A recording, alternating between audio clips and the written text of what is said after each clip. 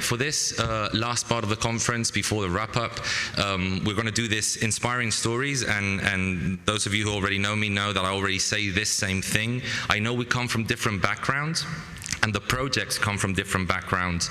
And sometimes when you're sitting there and you think that maybe your country, your region has not enough money, not enough funding, different and complicated ways of support, you see something on screen and it's too inspiring. And sometimes it's frustrating of how inspiring it is and how complicated it is for you to do it in your place. And you'll say, yeah, that works there, but it won't work in my town.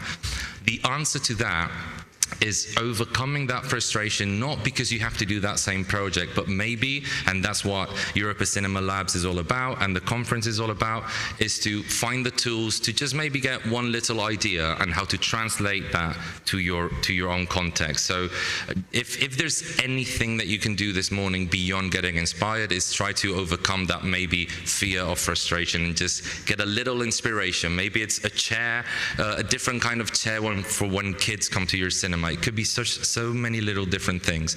So now, without further ado, the concept is 7 presentations of 7 minutes each. And yeah, we're gonna go all over Europe with that, and we're gonna start with KINGA PLICHT. So please, KINGA, the floor is yours. Thank you.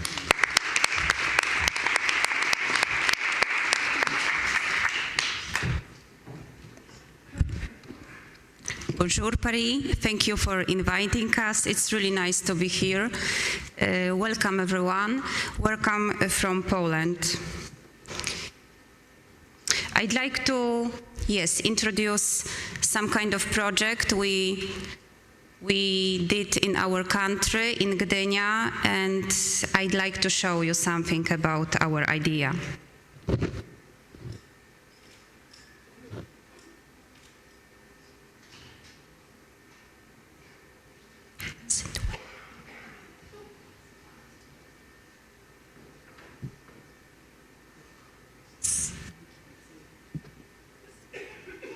The idea of an interdisciplinary project by Gdynia Film Center called Summer on the Patio was born during the pandemic, when after first lockdown we were experiencing a big fear of going to public places.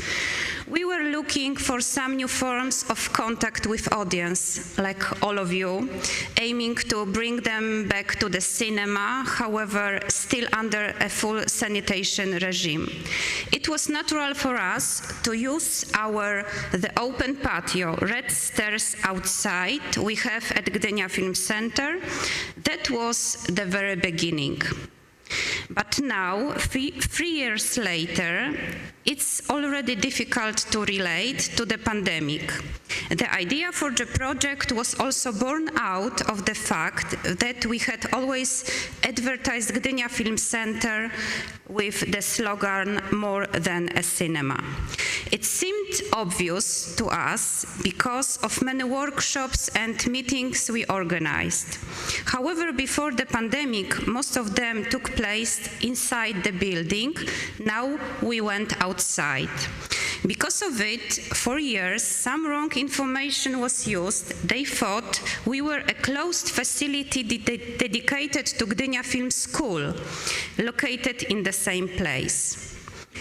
That is why we always wanted to go outside, to use new means and to show that we can engage the whole cinema society on many levels.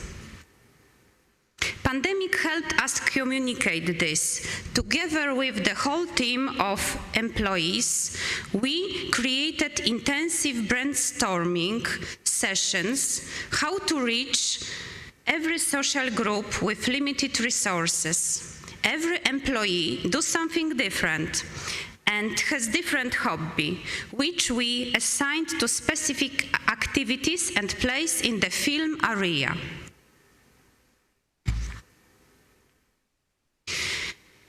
This resulted in events such as you see, like yoga and mindful movement with film music, with for example, Lion King or Ennio Morricone, karaoke to blockbuster productions, art workshops where children painted film posters of their favorite fairy tales, creative cooking of dishes known from the screen.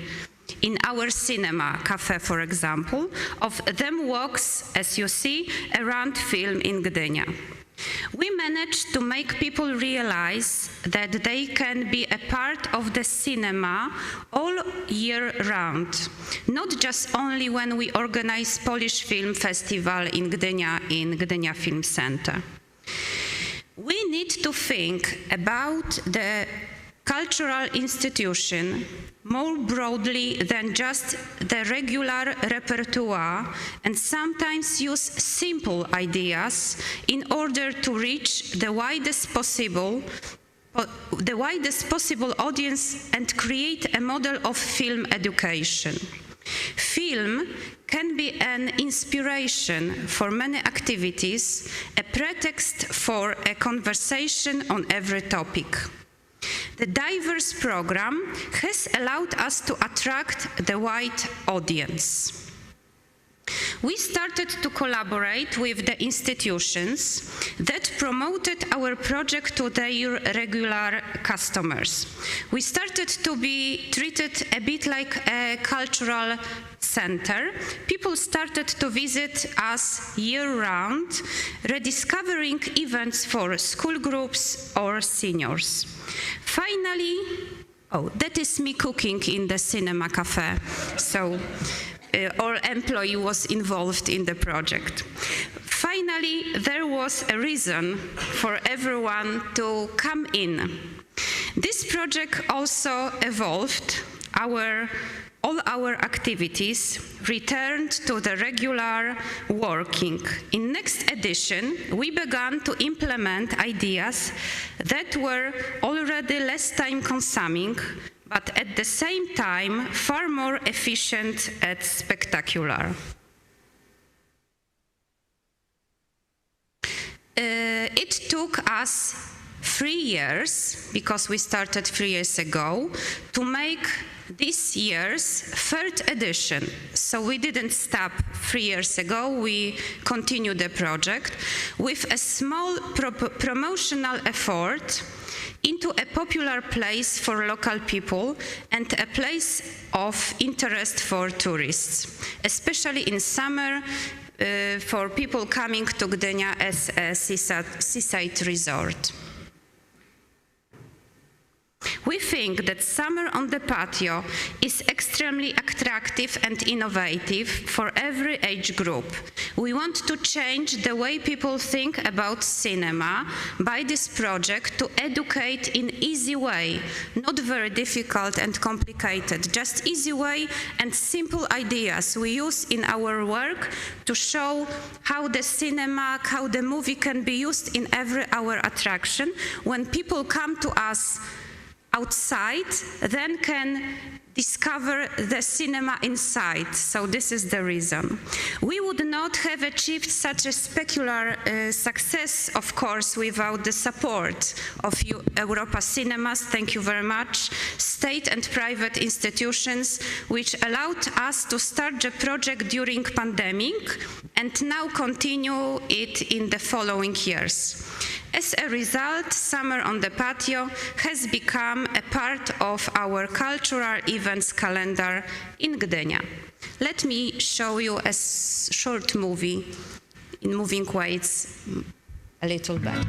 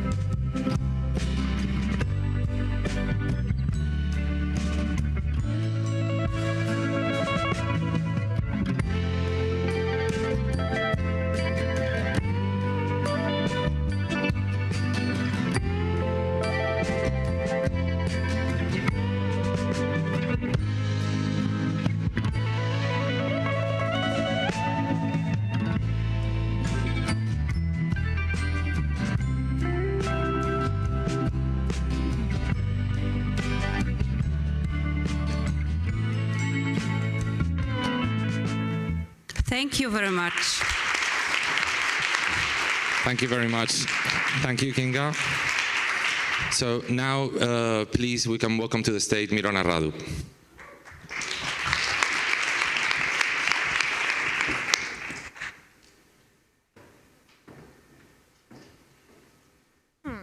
Good morning. I'm very grateful for having this chance to present Film O'Clock. But first of all, I would like to introduce a bit myself, because I think it's important for understanding my approach. I've been working in the film sector for more than 15 years. I started actually in a cinema as an assistant of distribution, and then I continued in film production, in distribution, in a lot of film festivals. And in the pandemic, I built my own festival, Film O'Clock, which I organized simultaneously in 6 countries across Europe and Africa.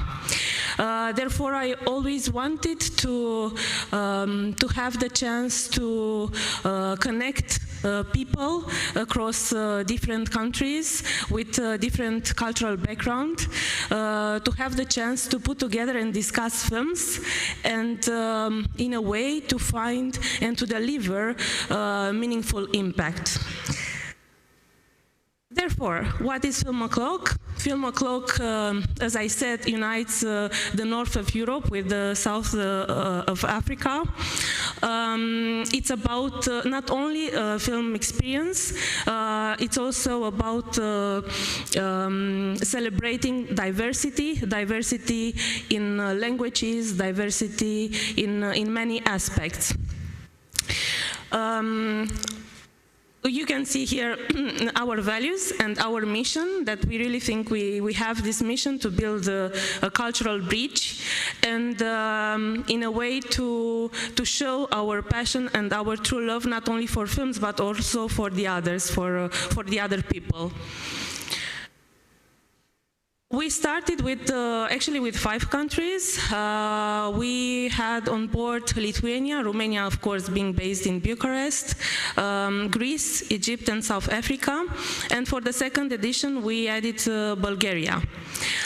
We are planning for the 3rd edition, which will take place in early March 2023, to add Ukraine. And I'm very happy, because this is not only about this context and to take advantage sometimes of these things that are happening around.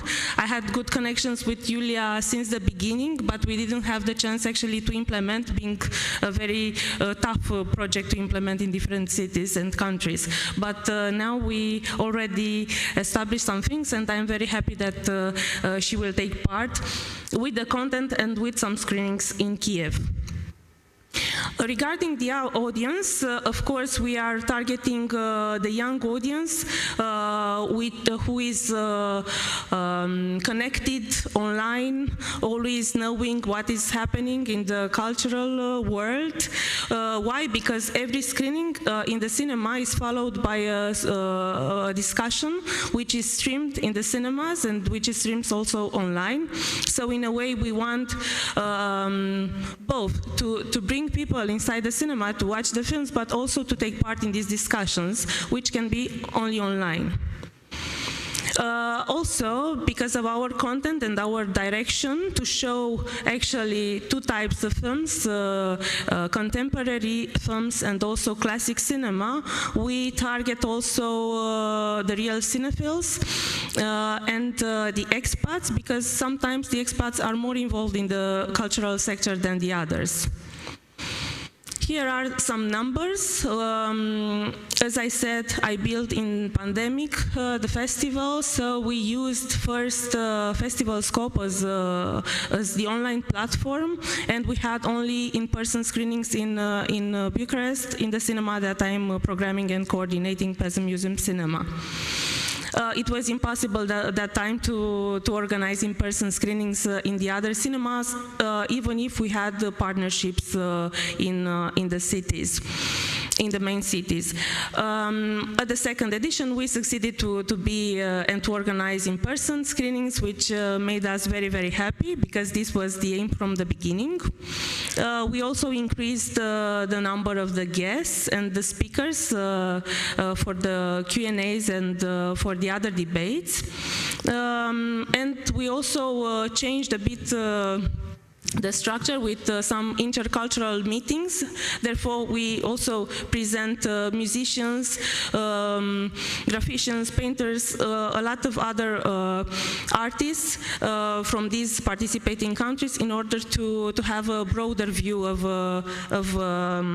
those countries. For the next edition, so this is the structure. As you can see, there are 7 cities from 7 countries involved. We will keep the short film competition, which is very, very bold. For instance, last edition we had only 12 titles with content coming from these participating countries. We are giving cash awards, trying to support young emergent filmmakers who really have a voice in the field.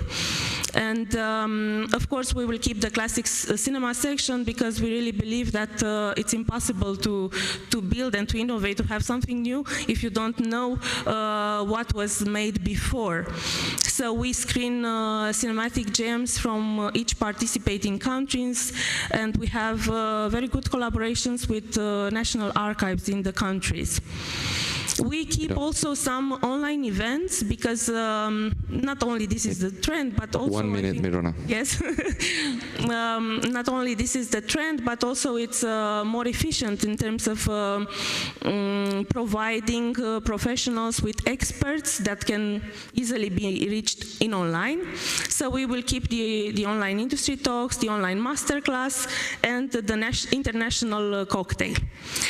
You can find us here. We have website, Facebook, Instagram, and of course you can, if you want, we can talk later about the project. And if you want, you can also subscribe to our newsletter to find more information and to be informed. Thank you so much.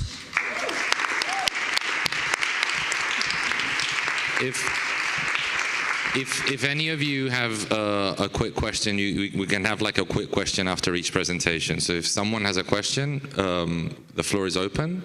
If not, we'll keep with the inspiring wheel. Okay, well, thank you very much, Mirona. And, well, no. Okay, so we'll continue now, and he gave me permission of the pronunciation, so we'll go with Anton von AMERSFOORT. Excellent. Thank you.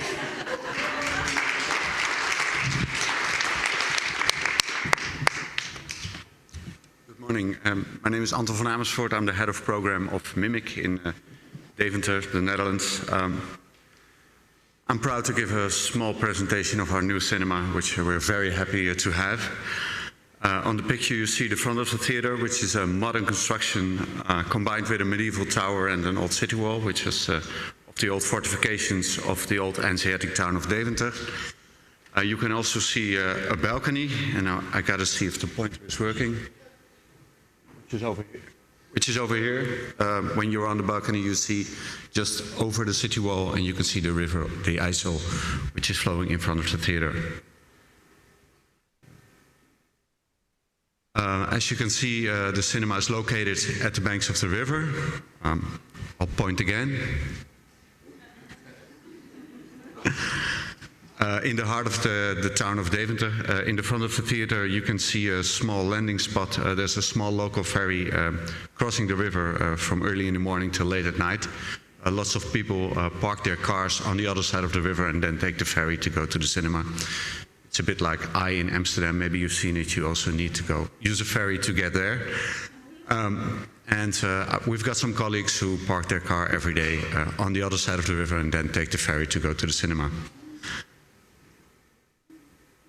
Well, I can tell you lots more, but I've got a small clip. I hope it works. If I start press play.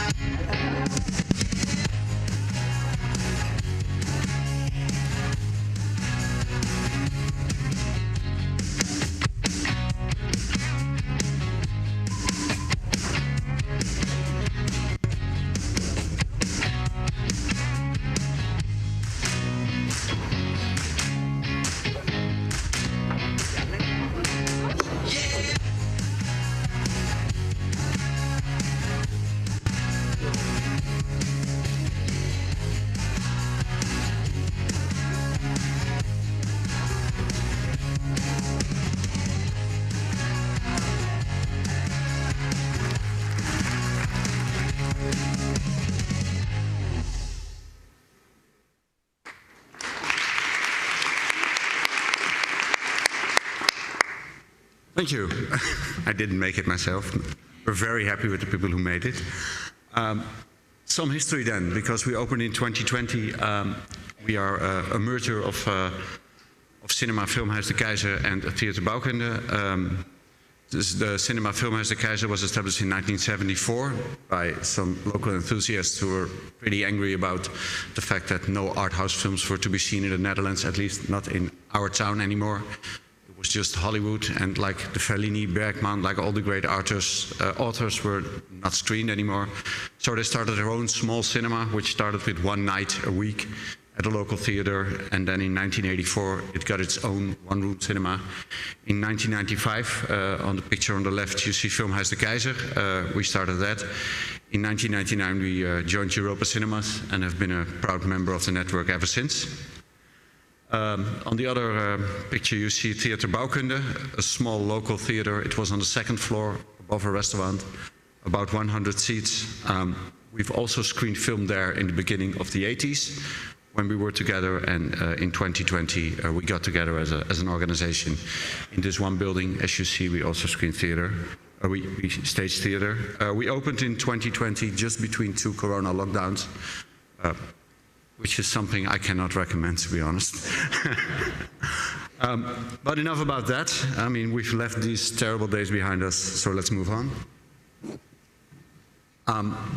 Here the building is a very open structure, which if you're in the middle of the building, you can see right through it from one side of the city to the river, which is really cool. Here you see our bar on the first floor and the stairs.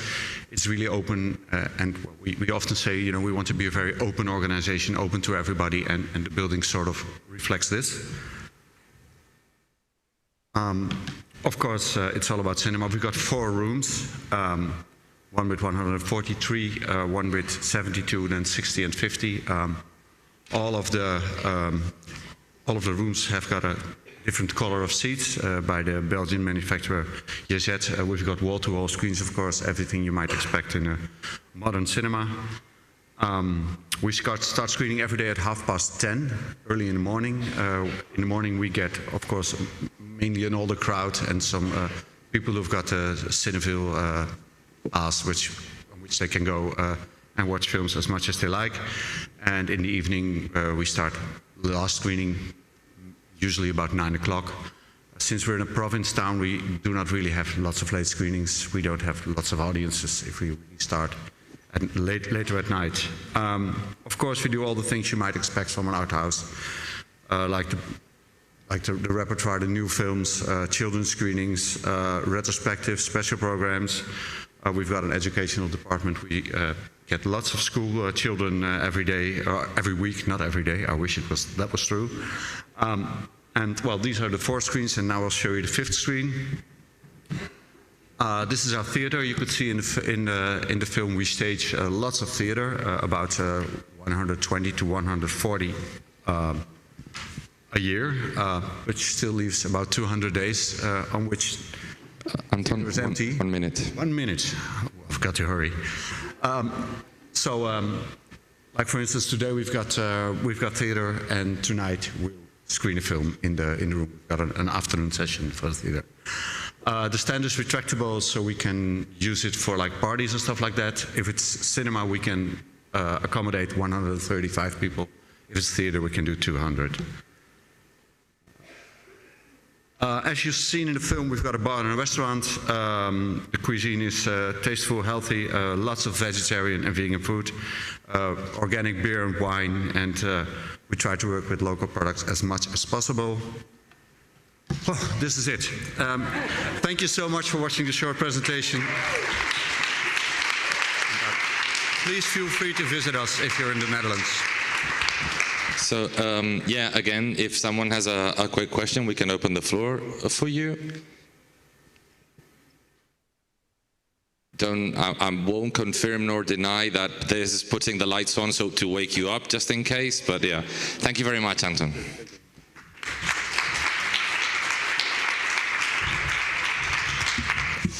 Okay, so we'll continue with the rounds now with Fanny Aubert-Mollery, Cinema Advisor for the Institut Français.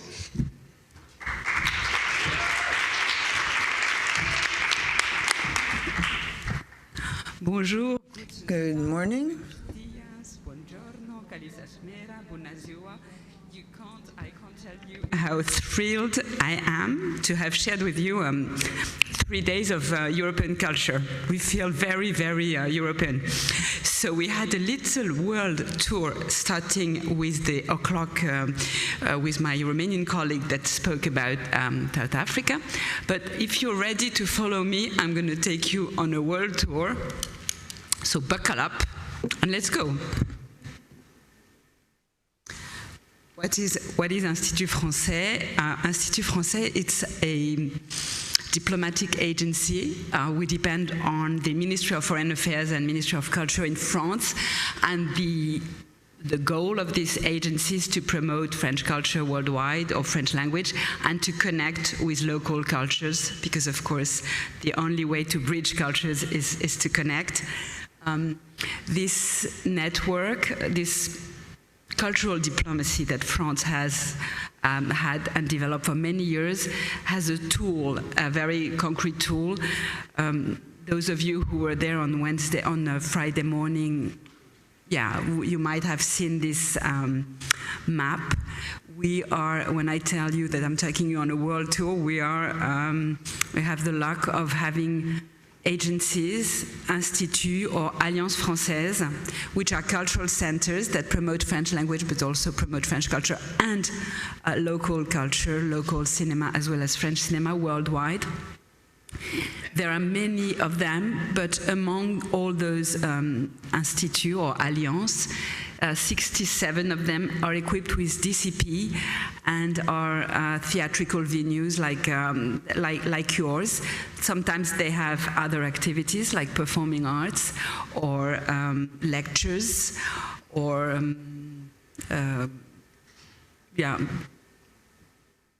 many activities, maybe digital creation or VR screenings or other things, but cinema is a strong part of them. I'm going to show you a few of them. Some of them you know very well because they are part of the Europa Cinema network. So in Romania, the Salle Elvir Popescu that got Best Award 2 years ago for theatrical management. The Kino 35 in Praha, and I know that Kino 35 knows the other Europa Cinema in the capital and collaborate. The Cinéma Paris in Berlin with a special way of operating with Gore Cluster. It's that Gore Kino, whom you saw presentations before, rents the cinema from the French Institute and operates as its own venue with a French and European, of course, but with a French touch, a French trend. And I'm going to quote Ciné Lumière because it's not because Brexit happened that we should forget our friends from UK, but we have this cinema in London that is also connected to the French Institute in London, that's Ciné Lumière. But I want to take you to another part of the world where there are experiments that are different. We were this morning with KINGA, we were in the patio of your cinema in Poland. Well, this slide is to show you an open-air screening in Morocco. One of the strengths of our network is Morocco, where there are 10 screens. But there are 9 in halls, and the 10th one is very nice. It's called Cinéma sous les étoiles. I like this hall. It's traveling cinema, traveling projectors, and that goes sometimes in very small villages, but offer the viewers a very special experiment, which is open air cinema, which even in Europe, even in Greece and in some countries, we have great open air cinemas, but that's one of the specificity of our network in Morocco. I wanted to have a slide because we've been talking a lot in those 3 days about cinema education. We know that it's a necessity, a priority, a must to train, to educate younger audience, to open their eye to different films. And there is one program, actually I'm on the wrong slide, one program that is for all of you theatrical distributors in Europe. If you want to have screenings for schools, for educational screenings with teachers, you can benefit from this program called European Film Factory. It is for young audience, it's funded by media, and it's 15 heritage films, like the major films from the European patrimony, and I always like to quote a few, so it could be A fost sau na fost from Porumbuiu, could be Europa from Agnieszka Holland, could be La Strada by Fellini, could be Stella by Mihalis Kwakoyanis, or Billy Elliot, or Les 400 coups by Truffaut. That gives you a little sample of the screenings. The rights are, it's free for you theatrical distributors to screen those films, and you have a lot of tools, interviews of the filmmakers or of some people, so that will help you implement that. I'm trying to go backward. Okay. I told you I'm going to take you on a world tour, so there is a tool beyond Europe to promote European cinema, which is European Film Festival. And I'm very proud that I can't point them, but they are here. We have someone from Lima, Peru, and there is a photo of Lima, organizing a European Film Festival, but also it could be in Argentina, in Mexico. I'm very happy that we have someone from Cambodia, and we have from Fanny, Africa. 1 minute. Yeah, I think I'm on time. I'm going to be good. So that's European beyond the border. And my last slide, okay, I had a difficult time putting this one on, but I did. I don't know who among this audience loves e-sport. I don't, but we've all been sharing the fact that we need to have to be creative. We need to have new ideas. We need to attract new audience. Maybe we need to use our cinemas for new events. I love the cooking. I love the yoga. I feel more related to that. But 10 days ago, in one of the French Institute in Dakar, the cinema, the big hall, the open-air cinema, was the welcoming a final competition of e-sport. So what happened, big screen, the audience is watching the competition. The scene before the cinema have two desks, two players playing video, facing each other, competing. They were the winners of semi-finals from other countries, and they competed, and the audience on screen went wild. So this is the last event I wanted to tell you about, and even beyond borders, we feel very European. Thank you. Thank you very much.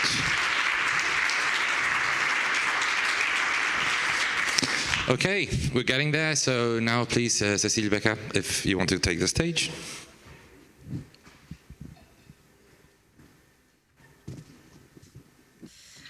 Bonjour à toutes. Good morning, everybody. A few weeks ago, I pitched this project at a session for Collaborate to Innovate in rather sketchy English. I'll spare you this ordeal, and I'll give my presentation in French.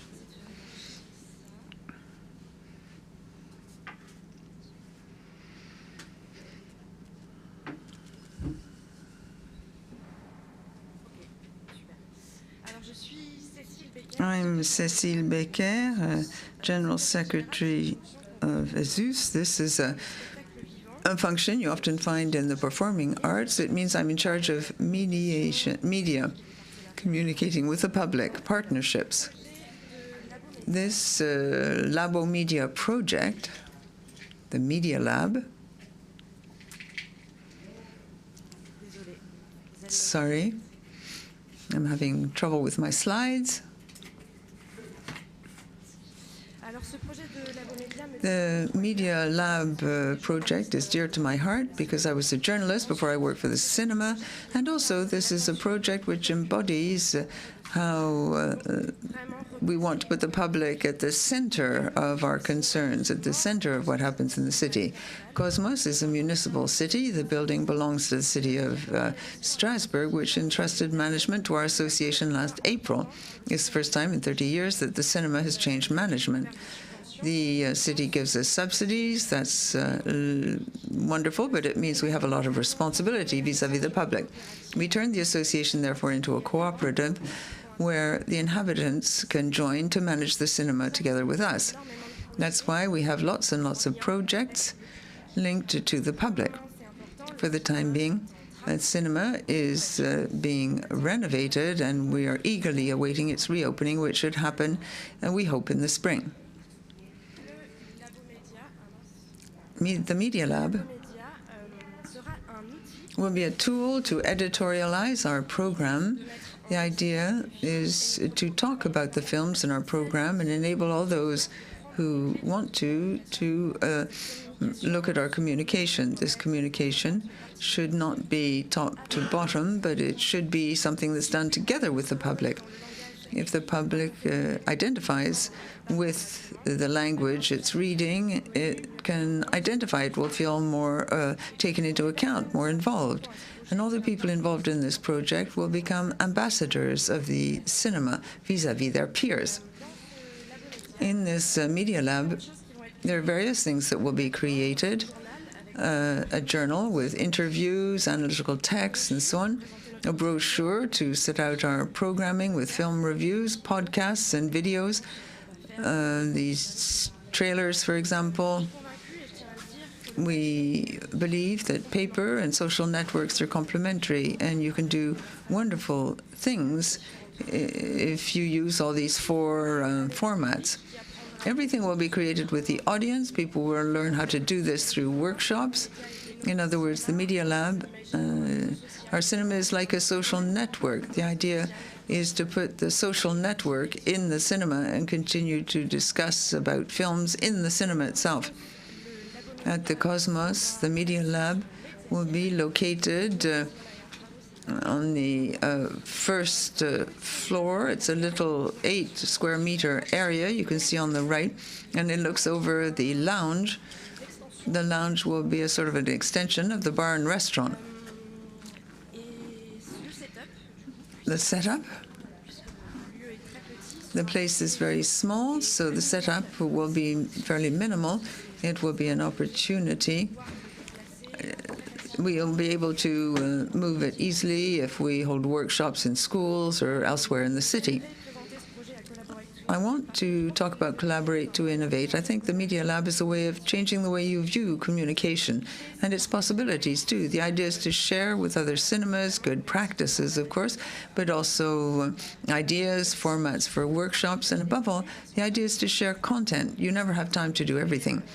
We could, for example, talk about podcasts, create podcasts together, which would circulate around the movie theaters, and they'd be shown before the screening, so people really get into the mood. At Cinéma sur écoute, they do this kind of thing. Videos, film reviews could also circulate. I really want to enhance this project with you, think about it together with you, and work with other cinemas. To finish, I'd like to read this sentence, which I saw in a newsletter by ACID, which is doing some wonderful work. We believe, more than everything, in collective intelligence based on solidarity, which shares a view of the cinema, which upholds the singularity and the plurality of films. Let's be demanding. Let's do things differently. Let's do things with and for the public. Let's be open. Let's be open source. Thank you. Merci, Cécile. Thank you, Cécile. She actually warned me, like, maybe I'm a bit too long in the presentation, and she actually was faster than the rest, so thank you. You have an exemplary time management. So yeah, and lastly, to be on time, which is also something surprising when I'm involved, JANA TRNKOVÁ, please.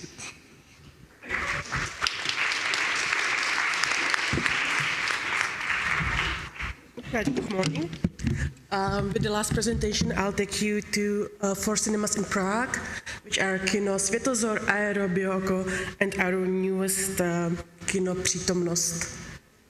All right, here you can see it. We are 4 cinemas that collaborate with each other, we complement each other, and it allows us to do many events that have proven to be a very important part of our programming after COVID. I'll get to that later, but first let me talk about our newest cinema, which is here, the boutique cinema. I mean, you're in Prague, beer is very important, so there's no surprise that in all our cinemas we have bar and cafes, but the newest cinema took it a step further, and the bar is actually inside the theater with full service. You can order the drink from your seat, it will be brought to you, and not only drinks, but also food, because we love film, we love food, and the concept of food in a cinema has proven to be very popular. So one of the screening concepts we do are film and breakfast, Sunday brunches, where you have breakfast and drink and you watch a light-hearted movie. Or you can do a wine tasting before a French or Italian screening. As you could see, the seating in the cinema is a bit different, which allows us to use the hall for various events.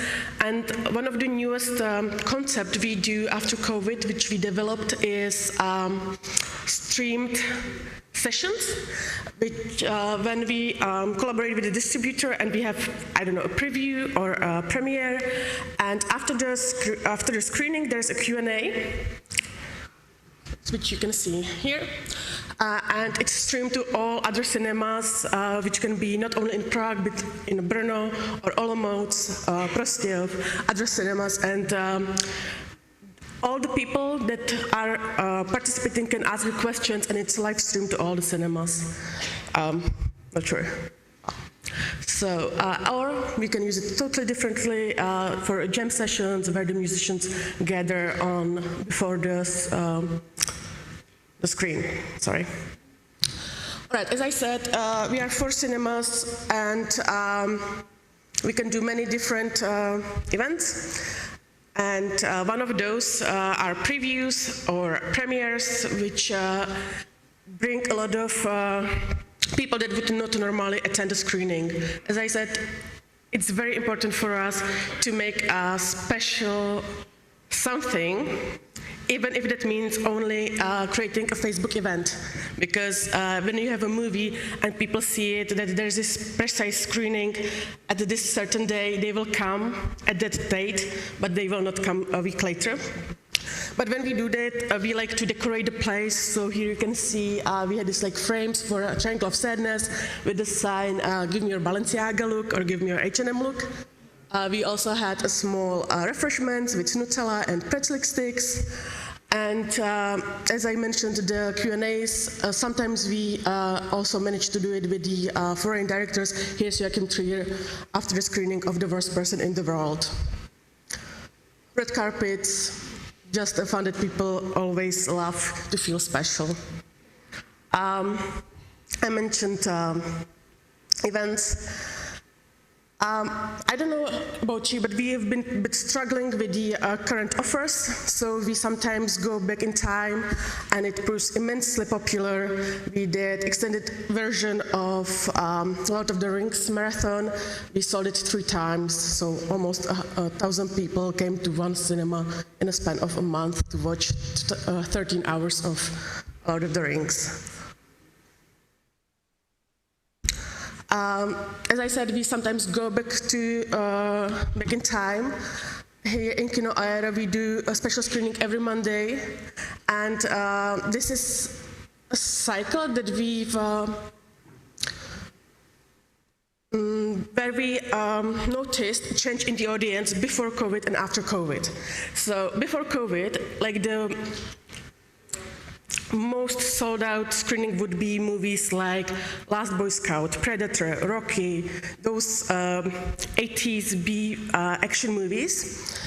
But that kind of audience is not coming back to the theater, but a younger audience is coming back. So we're experiencing that now the most successful titles are the ones that I grew up on.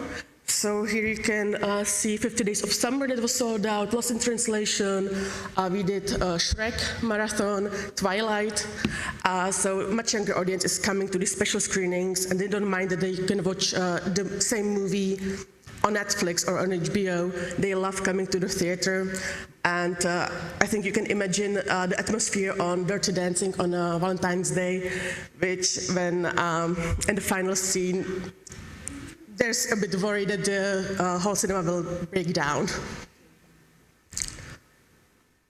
In another cinema where we don't do this like pop culture milestones, we do retrospectives, which helps the newest titles. So, for example, the only sold-out screening that we held was Moonage Daydream. That was a part of retrospective of David Bowie movies. I mean, the other movies, they do pretty well, but it's always like the most popular is the newest title. But it also, like doing all this retrospective, doing design or something, it always helps to bring the attention to the new title. And we feel it's much more Jana, 1 minute. Okay, so this is basically the last screening. And also you can use it then for your own merchandise that helps you communicate with your audience. And that's right. There was a like extra slide. Is that when you don't have titles, it's always it can be useful to reach out to distributors, because studios, they buy the title. It's not that distributor decides not to release. So when you reach out, they sometimes allow us to distribute it ourselves, as we did with The Lighthouse, or just the interest from the exhibitors helps to change the decision of the distributor, as it did with Everything Everywhere All at Once. That was supposedly not going to be released, but after we saw that we won it, they did it. So, thank you.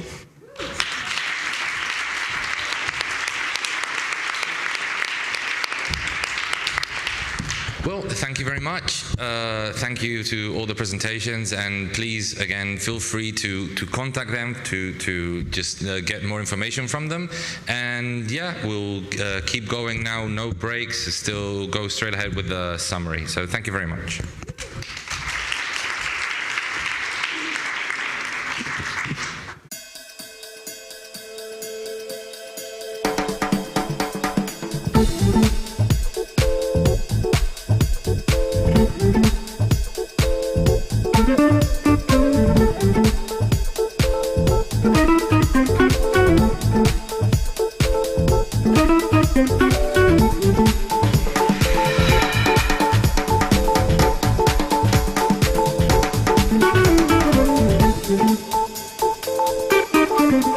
Thank you.